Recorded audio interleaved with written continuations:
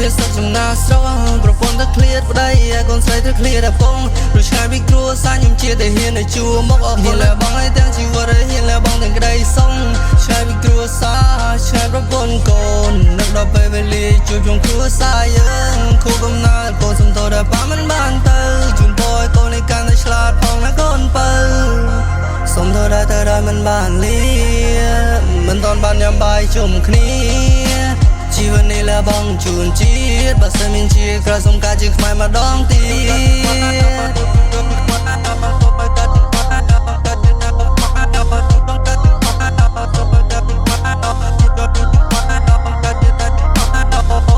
ឆ្ងាយពីគ្រួសារមកកាបៀមេត្តាភូ